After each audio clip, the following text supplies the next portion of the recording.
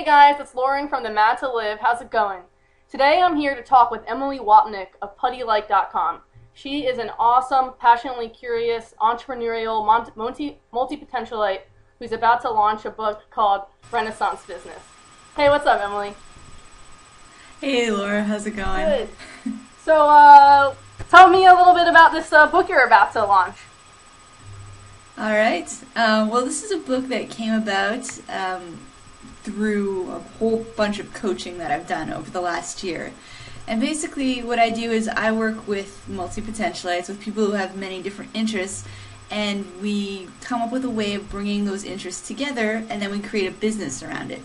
So there's this kind of lie, I would say, in the internet business area where everyone tells you that if you want to be successful, you need to choose a niche, and you need to pick one thing and make it really specific. And I don't agree with that. I think that you can focus on many things in your business if you find a way of bringing those things together. So a lot of what I do with my students is we try and come up with an overarching theme. And that's pretty much, that kind of turned into my system, which then evolved into the book.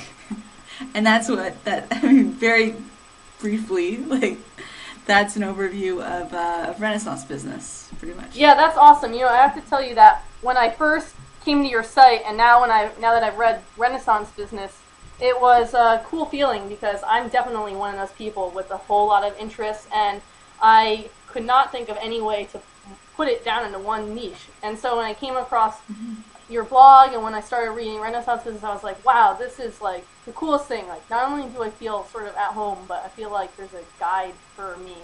But with that said, like, where do you start? You know, like you talked about going from basically going through this who the fuck am I complex to becoming a multi-potentialite to becoming a professional multi-potentialite. Like, how does that, how did that process work for you, or how might it work for somebody that's in that who the fuck am I state right now? Yeah, so it's a process of, I mean, you kind of have to start by doing a whole lot of brainstorming and just looking at your patterns and at your interests the interests that you've had in the past and your skills. And just in the book I walk you through a bunch of exercises, and I've got some worksheets that help bring these things out.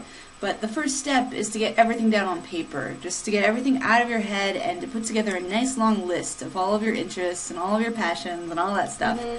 And then you kind of cross off those interests that have gotten a little stale, that you're not really into anymore.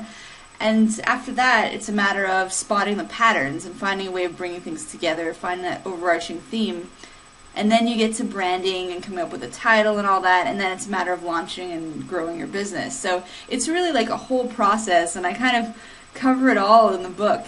And, you know, it's kind of funny because one of the things I write about in the book actually is when you're trying to come up with a product idea, you give your people hot dog flavored broccoli. And the idea behind that is people want something, and you have to give them what they want and also what they need.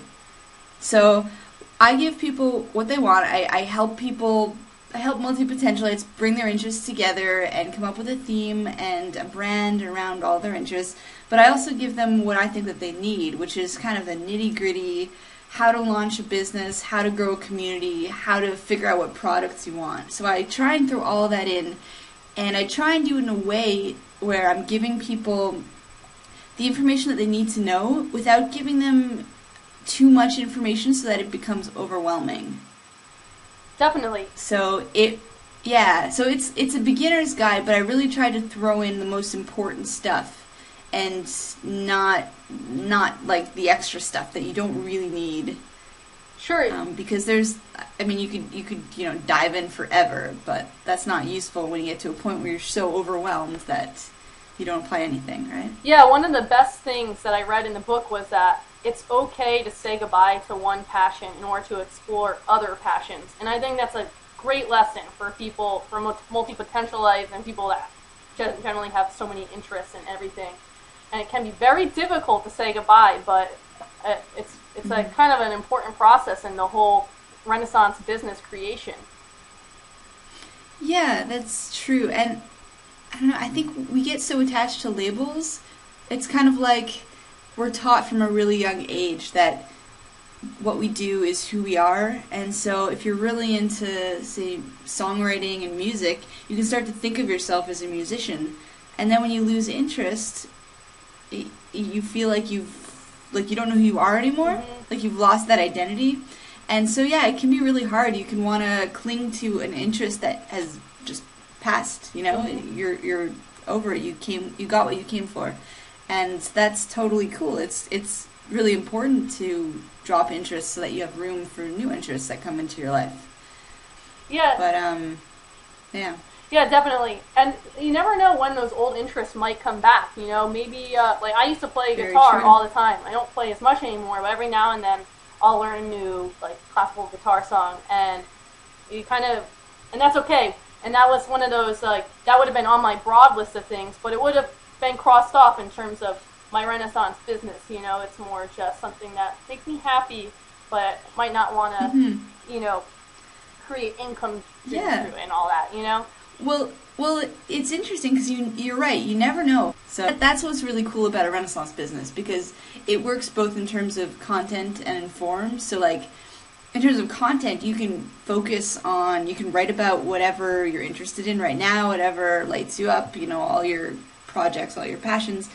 And then in terms of form, all those little skills that you've picked up in your various pursuits, you can find ways of integrating them into your business and to make your business run more smoothly. But what's really nice about it is give people a chance to really harness, you know, who they are as a person and who they really want to be, and put it into this one place where their you know, place they call home on the web, and to grow an audience and community. And it's a really cool thing to be able to do, and so it's good. It's awesome. Yeah, because I think that when a business coach or a guru tells you that you need to choose a niche, which you hear all the time, it's kind of like they're telling you to deny a big part of who you are. Mm-hmm. They're saying, you know, pick this one thing, create a business around it, and just deny everything else. Don't worry about those other interests. And that just feels wrong to me. I mean, I feel like you should embrace everything that you are, and there are ways of having all that together in one central hub, I guess you'd call it. Yeah, sure. You know, and I also like what you said in the book about how you don't like the word monetization. And it'd be great if you could touch on that a little bit right now. Yeah, well, the problem with the word monetization and monetizing a blog is that it implies that you're turning something that was created for a non-monetary purpose into something that makes money. Mm-hmm. So you're like changing the nature of it. And I like to go into this with the attitude that you're creating a business from scratch. And so you're not monetizing a blog, you're creating a platform where you're going to be selling products and services. And yeah, you'll be putting out lots of free content and building a community, and you'll be doing a you know, quote-unquote blogging, but that's not really what it's about. It's about community, and it's about business, and it's a business right from the get-go. So yeah, I don't like the terminology monetizing. Yeah, I know what you mean, and I feel like a lot of bloggers out there maybe struggle with that, or maybe they start off just writing, and then they think about maybe I could, you know, they see the business opportunity, but then it just kind of, you know, it can get messy there sometimes, and you shouldn't really feel like guilty or wrong about, you know, creating, you know, products that are your expertise and your passion that you put all this work into, and not to mention that what a cool project that is, and you know, like, you know, a gift to put out into the world as well. So I thought that was one of the best things about Renaissance business, is teaching people how to do that, you know, how to build that platform and business, and to look at it as that it can be that, you know.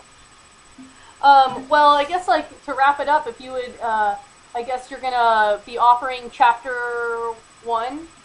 Yeah, chapter 1 is a little gift to the Mad to Live community. Awesome. And is there a final note you'd like to say? I guess my main message is that if you're a multi-potentialite and you've got a lot of different interests, don't view that as don't see it as a bad thing. It's not an obstacle. It doesn't have to get in your way.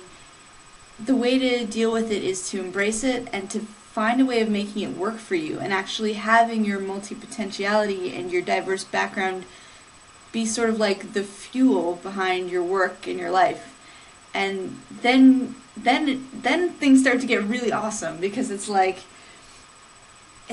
you're doing something that only you can. You know, you've become like this unique, special person, and you become like this innovator, because no one has the same background as you. So you can really come up with some creative solutions, and it's pretty awesome. So yeah, don't deny your multi-potentiality.